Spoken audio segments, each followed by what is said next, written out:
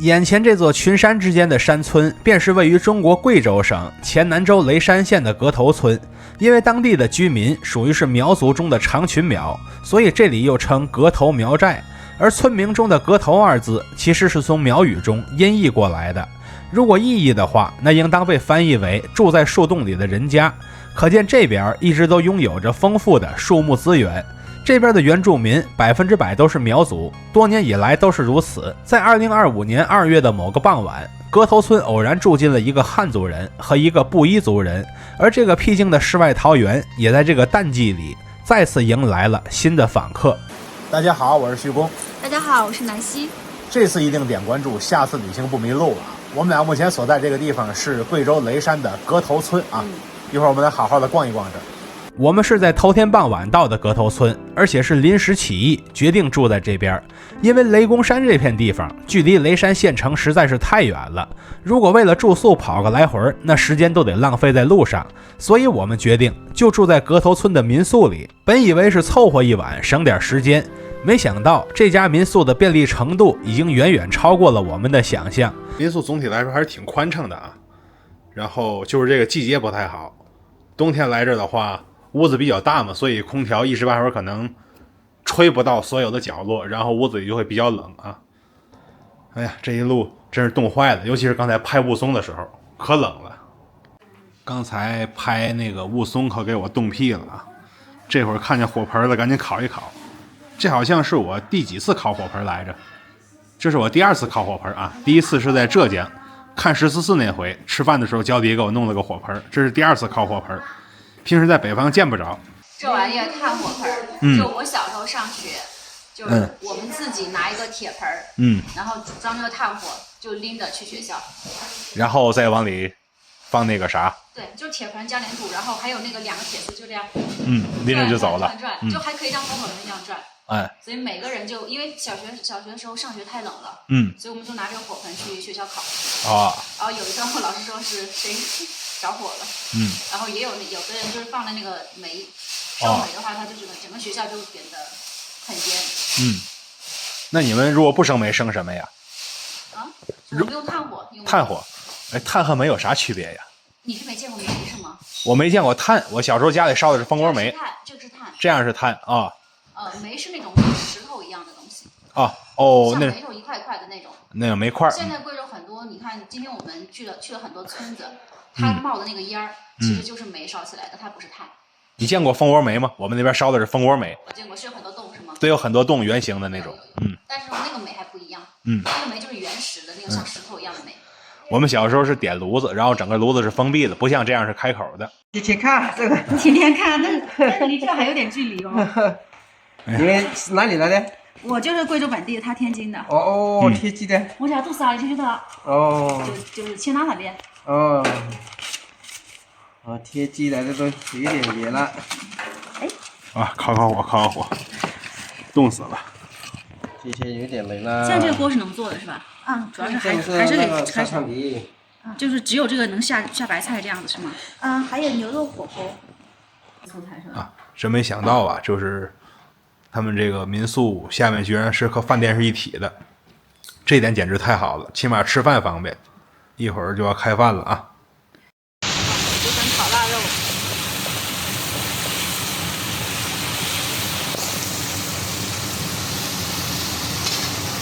自己家的腊肉。你们吃蛙子吗？吃的，可以吃的，可以少一点。我吃，但他不少一点。烟火气。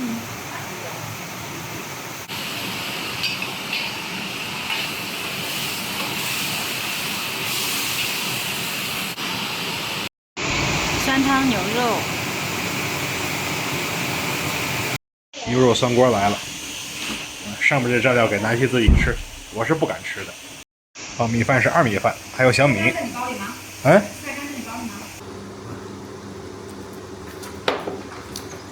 这个酸锅牛肉和在城市里边吃的不太一样，它这还有筋头巴脑，吃起来非常有嚼劲儿。这个合理了吧？都不辣吧？对，这个合理了，不那么辣了已经。之前吃的都太辣了，是不是？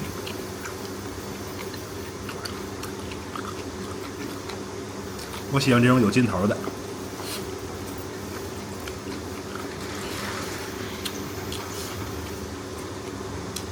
你闻一下。那是中餐，它放那个。这是一种香气。哦。这种香料。是一种香料是吧？哎呀，这个木姜子味好浓，这个。这不是木姜子，但是很像木姜子。对，看见这种打结的绿色的可吃不得。它这个腊肉的烟熏味很浓，也很有嚼劲，非常好吃，而且吃着不齁咸，挺好的。看来是拿水洗过。嗯。这个牛肉都是连着。真的好吃，有嚼劲儿，非常下饭。第2碗开动了。每次来贵州吃这种锅子都是3碗米饭起步啊，所以说我来贵州根本就瘦不下来，越吃越胖。好歹跑了那么多天呢。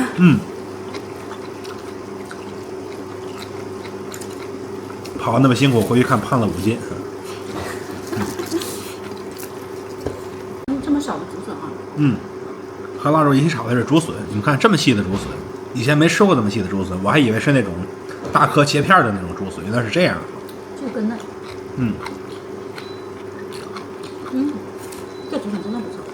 油香油香的。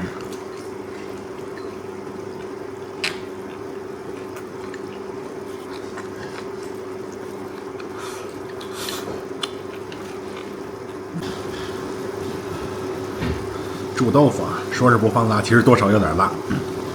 对于本地人来说不算什么，对于我来说已经是挑战了。这已经不放辣了。这是不放辣的水准。我很喜欢豆腐，多多益善。马上第3碗了，看这个牛肉，它是带皮的牛肉，看这是带皮的牛肉啊！哇，皮还挺软烂。老师，它要炖吗？哇，烫死我了！这青椒你不要啊？我不要，我说我不敢吃。吃吧，吃吧。我能把这个辣椒都吃了。那红椒呢？你也都吃了？全都吃了，辣椒很能吃。好吧，好吧。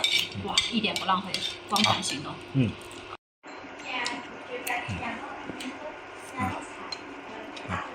这样吃法真的不辣吗？不辣，一点不辣。哇，你是真的太能吃辣了。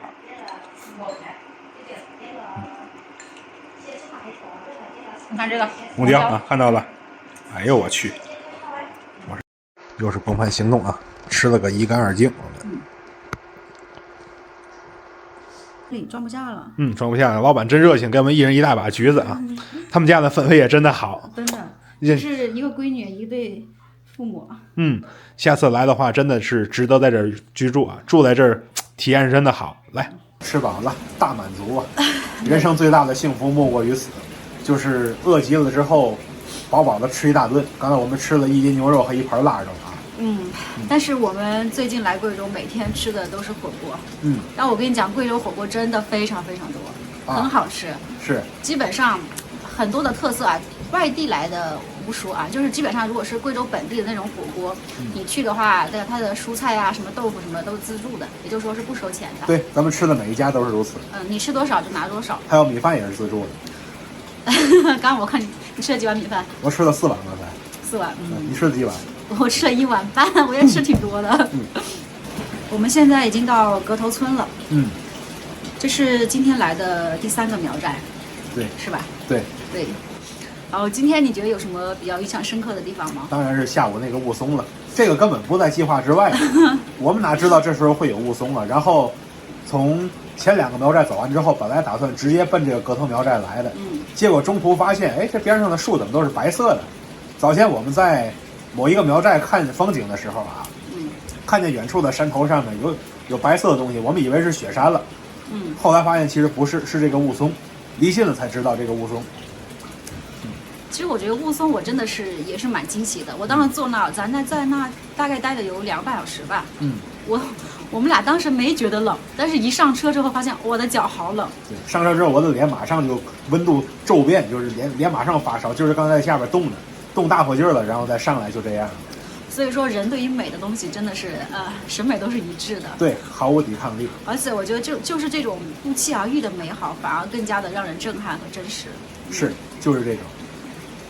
然后我今天看到这个雪的时候说，哎，我觉得这个雪跟别的雪，这个雾凇跟其他雾凇还不一样，就是明显的感觉到它下面是绿叶，也就是说雾凇下面埋着的是春天的感觉，能够感觉到那种生发的力量。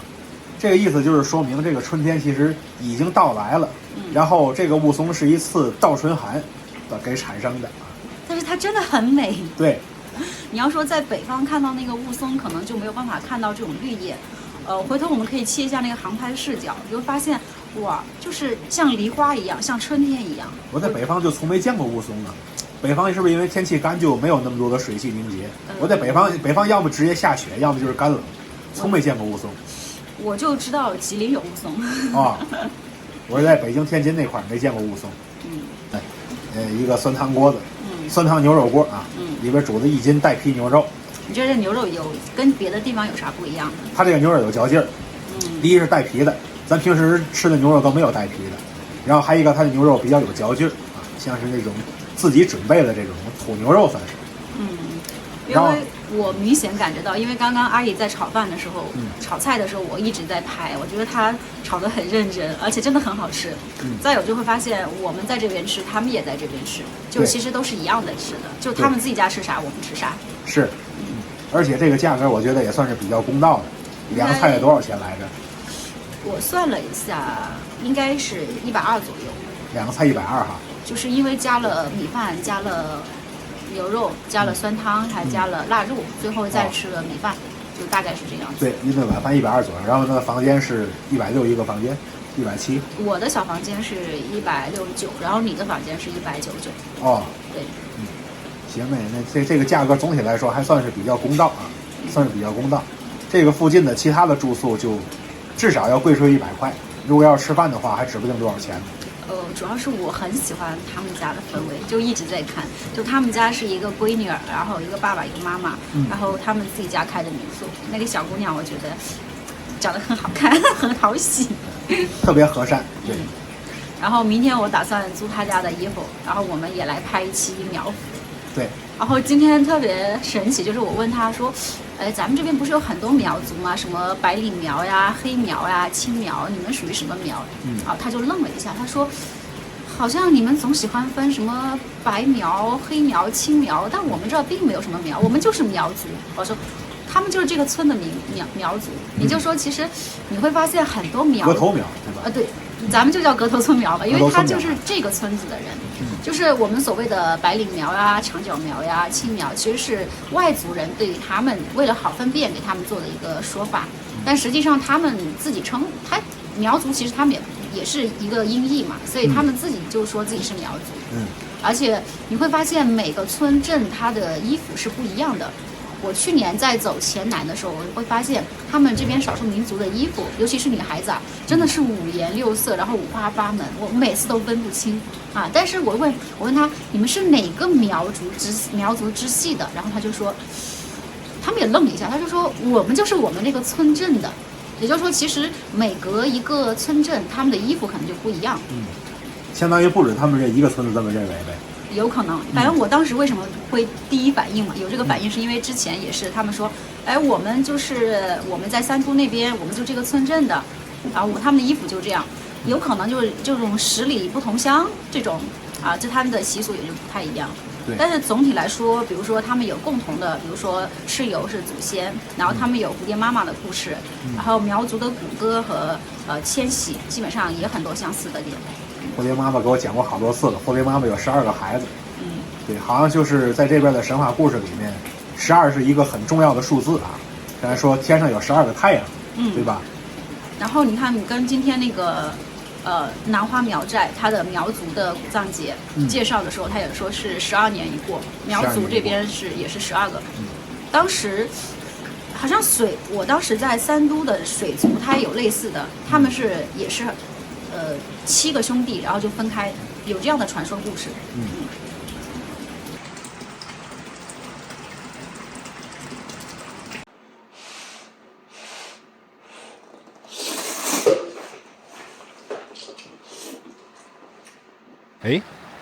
下到下边，发现这个溪流上面有一个小桥啊，很小的小桥。这也就是枯水期能这样涉水过去。要是在雨季的话就不太行了。看，就是这样的一个小桥。现在我们过到对面去看了，看点应该都集中在对面。柳山王在浙江啊，这个涂山王在这儿。看到了啊。嗯。哇，没想到我昨天就住在他的对面。太神奇了，比我还快呢。那当然了，我还纳闷你为什么不上来了。我以为你掉进陷阱里边了。这是能最近距离接触树的地方了。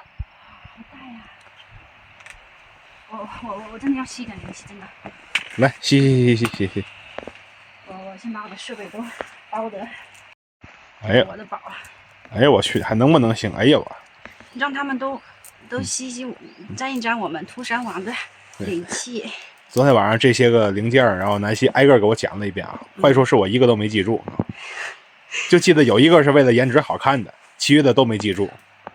反正各有各的原因吧。是为了我颜值好看，是我觉得他颜值好看，我就买了。对，我就这么说的。对，然后不是说他能让我颜值好看。哎，这样，好，这可是我的护身符。好吧，你看这一大串。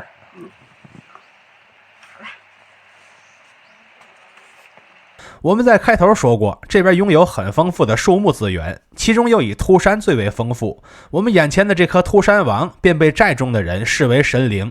根据田野调查显示，寨中的神树不止眼前这一棵，但它是最显眼的那一棵。看完秃山王，我们就准备在村子的边缘地带去寻找一处大瀑布了。听到水声了吗？哇，这种路也就亏你才能找得着，换成我的话根本就不往这边走了。有水声，听到水声了，瀑布应该就在附近了。那还得是我的。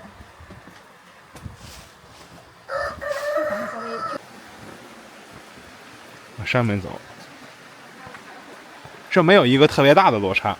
我严重怀疑刚才那一小汪就是瀑布了。那它为什么会有？它应该会有牌子给你介绍嘛？算什么涂山王的那个牌子？也不尽然每处都有牌子，我们往上走走碰碰运气吧。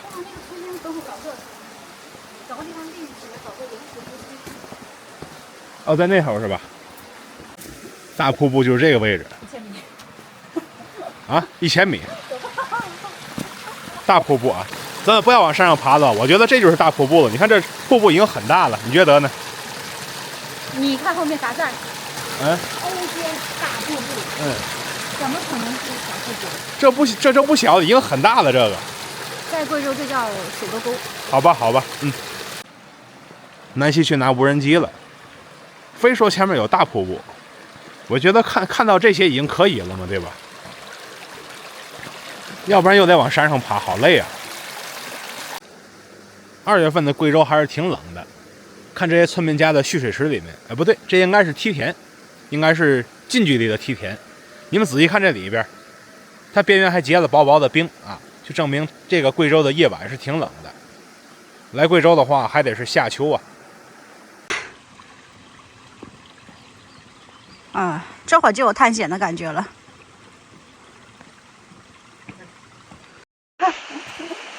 对，这就是你要的瀑布。好吧。无人机好像是白拿了啊。你跟我一路慢点啊。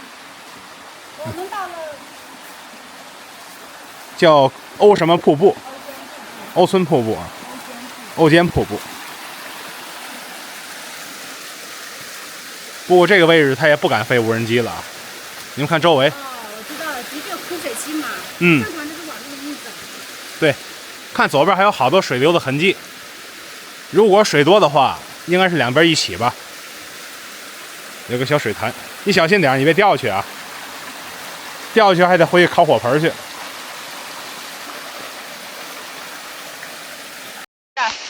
看出啥门道了吗？没看出来，咋了？这是竹子是吧？对。有没有像昨天我们吃的那个竹笋？哦，竹笋炒腊肉那个竹笋。对。确实很像哎。就是，只是说它那个是它这个竹子可能就这么大，你看就这样子的。但是我们吃的是它小时候还没长大时候那个竹笋。那个竹笋长大之后，它就变成这么大的一个竹子。看这个竹子成年之后也是比较细的那种。都是这样的，看。它就有点像那种盆景。哇，确实是哎。哇，你看这，就这片就是今天我们吃的那个竹笋，然后这块我觉得哇，好出片，是不是？是。这题我会啊，这个带小黄花的是豌豆尖吧？你咋不猜黄花菜呢？不是，我们这几天没吃黄花菜，这个我们吃过，然后我对豌豆尖印象最深刻。这个是豌豆尖，不是豌豆尖。这菜苔。哦，这是菜苔。其实豌豆尖是另外一种，那种可以掐的。这两天白教你。好吧。同样是双打的，这个萝卜就更抗打。你看，就是它虽然被压了，但它没坏。而且我们这边说，就是经过双打过的萝卜会更好吃，它就更甜，就没有那种辣口的味道。会打成糠芯吗？有可能，但是这个季节可能会啊，但是也看概率。来，徐工，你看，这就是他们烧火用的柴火。这个柴火呢，就是基本上还是这么搞的。我家小时候也是，我每天放学之后就上山砍柴。然后现在在我们那已经很少看到了，但是一般是大年初一的时候，我老爸就会去山上砍柴。这个柴火，这个柴呢，寓意财，就是原来是这样，抓财的意思。以前我只在书本里看见砍柴这样的词啊，现在终于见到实物了。从刚才这个地往前走啊，又看到一些古粮仓。这个村子里的建筑大都是清代建筑啊，这应该也是清代的粮仓。屋顶是树皮吧？屋顶上面树皮下面有一层铁皮，这应该是后期加的。你说秃山群会不会就是那一片？有可能是山上那片可能就是秃山群了。往村子的深处走，还能看到另一座风雨桥。看来风雨桥固然是标配，但是每个村子里的风雨桥可不止一座。这是断岩圣殿口的结构，看中间的那块屋檐，比两边的要高出来一截。看这个风雨桥上面的梁架，这个梁架都是露出来的，非常好辨认。这是典型的穿斗式梁架。南方的穿斗式建筑很多呀，但是到北方就是抬梁式居多。几乎每一个苗寨里面都有风雨桥，这好像是一个标配吧。这它得有桥有水。小猫咪。蒙河油，你还好嘞。蒙河油。蒙族。蒙河油。这么复杂的你还能学会吗？蒙河油。蒙河油。徐工，目前为止我们已经学了2种语言了。就是你好怎么问好，一个是葛家族的，一个是苗族的。你还记得怎么说吗？葛家族的忘了，时间太久了忘了。那刚刚那个呢？苗族的？这个时间太近忘了。我来说吧，就是葛家族的你好是地公，应该是你好就是地公。然后刚刚他说的是你还好吗？好像是蒙河油。蒙河油。但是我是这么说，但是他说我说的对，但是我自个感觉这个音调可能会有点差别。反正咱就这么说吧。地公。对，将来你们就拿着视频学习啊。还有一个是蒙河油，我不知道对不对，如果有苗族的朋友可以说一下。现在我们又来到芦生场了啊！芦生场地面的装饰啊，也是铜鼓的装饰，然后对面有一个高台，应该是用来表演的台子。但是我们这一路走过来，一场表演都没看着啊，可能因为现在是淡季的缘故吧。不是，这本来就不是景区。一直都没有。但是芦生场他们使用的时候，应该是有那种表演性质的东西吧？但是他们过年过节自己玩的。他不是为了表演。对啊，所以咱们还是没赶上嘛。对了，南希，我有一个理解，不知道对不对。他们的芦生场是不是相当于我们汉人的戏台呀？也是以戏于神，然后同时呢也给大伙提供娱乐，也有表演。你要这么说，其实可以，是吧？因为大部分他们为芦生场启用的时候，都是什么过年过节的时候，那一定会有一个祭祀活动。那娱乐嘛，然后自己玩，然后有的时候也会，比如说敬一下祖先。芦生场也是苗寨里的标准配置。我们这一路走过来，从每一个苗寨里都看到了芦生场。芦生是苗族的乐器，在早些年，吹芦笙是一件很神圣的事儿。农忙的时候就不允许练习芦笙，也不许吹芦笙，不然就会导致庄稼欠收。这老例儿也是合情合理的。如果光吹芦笙不管田地，那收成当然就不好了。但如今的生产力发达了，所以这古老的规则也有所松动了。只是我们这一次没有赶上芦笙演奏而已。而在午饭之前，我们也奔向了今天的重头戏，那就是体验苗族服饰了。这才上楼一会儿，然后下来你就变成这模样了。这个衣服是他们的盛装。对，我们称盛装和正装。哎，我问一下你，你看你那套纯银的那套都是封起来，平时就是有活动的时候才会穿。啊，对，那个算是嫁妆。所以你们家那个民宿是你爸妈开的？对，他们2个之前在县里面打工，然后现在老了不想做了。这开几年了呀2年吧。2年。我觉得你真的可以把你这个村好好宣传一下。这个村是不错的，小红书上都很美的照片，你知道不？我看过，都很美，但是你拍不出来。对，拍不出来，也不能用人家照片，就一直。我的你可以用，真的。哦。比较退远一点。好了。好了。什么对镜欣赏我自己的美貌吗？真不赖。好。这个衣服其实还好，这个头饰不是很重，但是下身其实很重的。它这个衣服呢是他们自己家也穿的，就是平时盛装的话，女生盛装会穿这个。我们现在能看到这个衣服下半身比较重，但是上半身还行。这个头套目前可以接受，但是走久的话就不知道了。OK， 有一种苗家的感觉了没有？有啊。假装四处，南希在假装四处看风景，是吧？假装四处看风景。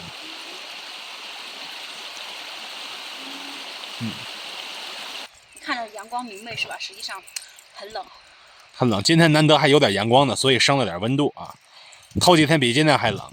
所以说，一生要出片的中国女人嘛。我跟你讲，又起风了。我在雪地上还穿过瑜伽服倒立。我去。毕竟要出片呀。徐工，你看，这就是这个民族，我们民族的斗鸡。你们民族的斗鸡？苗族的。苗族啊，苗族斗鸡啊。他就是，你看他就是战斗机，真的是战斗机。他那么苗条能行吗？全身都是肌肉。你看他的，为什么他那没有毛，就是被拔的。我明白了，明白了。他有可能是跟其他人相斗之后拔的鸡。跟其他鸡相斗。对，然后被拔的毛。嗨，小可爱。刚才他从下边走上来，一下子就躺在我面前了。对，现在他不翻了。他是想跟你们玩。哎呦，我的猫猫耶！他还知道你拍照了。哟，嘘，他在干嘛？我知道了，猫喜欢这种吊起来的东西。对，吊起来或者是那种。对，你看，说拍了吗？猫喜欢这种吊起来的那种逗猫棒嘛？你看。走了，小猫猫。好嘞，你可以起来了。走。哎呦，那小猫疯狂的小猫。好了啊，跟着我吗？你走的。看你小可爱。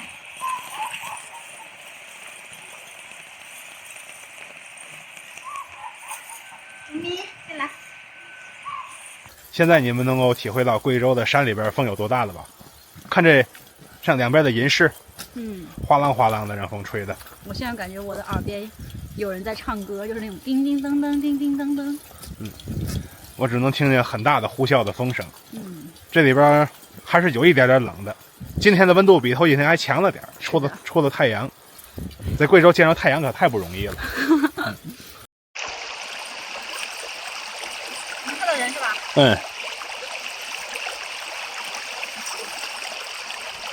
昨天洗手。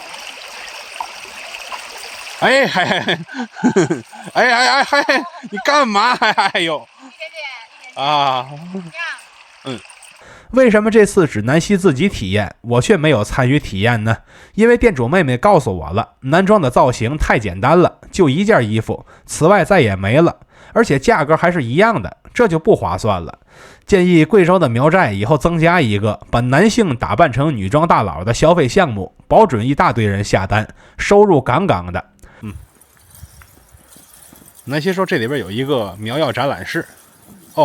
到这块你能看见了，在里边的牌子上，我们进去瞅一瞅。来吧，咱们先转转一楼看看。好嘞，谢谢。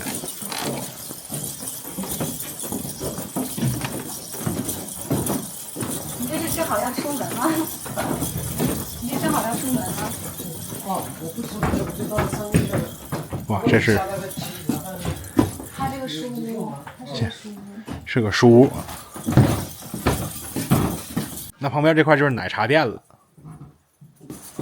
差不多，就是因为怎么说呢，就这个站子小地方呢，它的那个现在那个业态配不起来，就是说到天气暖和的时候，人会多一点。人要多的话就是。估计这2天也就我们2个在这儿。对，然后平常的话也就是有那么1、2个人、4、5个人，人不多。所以你是在这儿开这个店吗？我们上2楼转一下啊。差不多吧。叫什么创新阁有？对，没人了，现在就你一个人了。哎，小心点，小心点，对。之前就。所以这是个民宿吗？这个是民宿，小心你刚才说的那个。头上那个，对，到这边就好多了。我看看他们在哪边。还得往右去。在这个位置，展览室。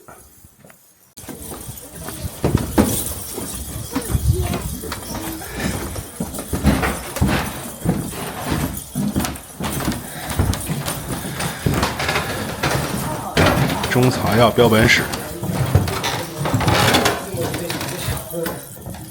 小心。那你们这秃山在哪？秃山。那秃山不是长在那里吗？不是，我说秃山的介绍标本这些东西有吗？秃山没有这个标本介绍，这个是属于这种苗药，就是属于在这个河头村境内的它有一些种苗药的标本而已进去。单纯的一个展览。大部分都是干制的苗药展览，也有少数的例外啊。看着有一个泡酒的大蛇。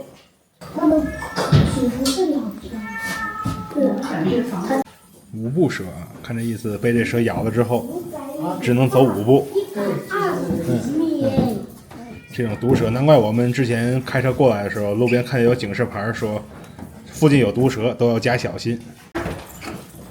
旁边这个屋子是一个图书室，图书室没什么值得关注的。有点像那个村的村史。对，然后有村史，对，有村史的介绍。旅游接待资源，原来这有这么多家民宿啊！我们还以为只有我们家和旁边那一家呢，其实有这么多家。其实之前的话，这个是以前住的老的农家乐那些嘛，现在都是跟现在的客人接待这种，他就跟不上，已经不一样了。对，不一样了嘛，因为现在的客人他们要求也越来越高。对。我们住的那一家在上面没有名字。你们住的不是那个鱼沙鸡那里吗？对。对。它这个是鱼沙鸡，还有包括这里，还有下面我们的那个西帕小筑，就是桥头快到那里的时候，因为这是后面筑起来的，所以就没在这里。原来是这样。对。我们现在这个时代是一个发展很快、变化很多的时代。好比说，这位村里土生土长的老板，他的这个创业项目其实也是刚起步没几年，但根据他的记录来看，这村里的民宿已经整整换了一茬，只有快节奏的时代才会如此。而过往的那些年，生活节奏就慢得多了。比如在民国时期，阁头村和附近的雀鸟村归同一个保长管理，2个村的直线距离3.5公里，听起来近不近呢？实际上真走起来根本没有直道，全是山路，开汽车都得半小时，就更别提没有汽车的时代了。那时候村寨之间想要传个话，一个来回估计得走1天。而阁头村这个村子就是在那个古老的靠脚板赶路的时代诞生的。当初阁头村的祖先在打猎的时候，就是让猎狗追着羚羊跑，人再跟着猎狗跑，一路跑进了深山，就发现了这个环境宜人、猎物丰沛的地方。于是这些猎人就举家搬迁到这里，并以秃山树枝建房居住，一路繁衍到如今。所以我们今天所看到的这一切都源于一次偶然的选择，但这一切也都遵循着必然的规律。人总要奔向水草丰美的地方，无论是过往的靠山傍水，还是如今的北上广深，原理其实都差不多，只是新时代的水草和旧时代不一样罢了。如今时代变了，旧时的水草丰美之地，现在不再喧嚣热闹，并成为了一个适合度假的静谧的小山村。如果能在有限的假日里，能暂时抛开繁杂的工作和生活，不像玩命一样跑了一个景区又一个景区，而是暂时住在这里，过上几天简单的生活，好好放空自己几天，或许这才是度假的真实含义吧。看到这里的朋友，欢迎订阅加小铃铛，和徐工一起读城，一起旅行。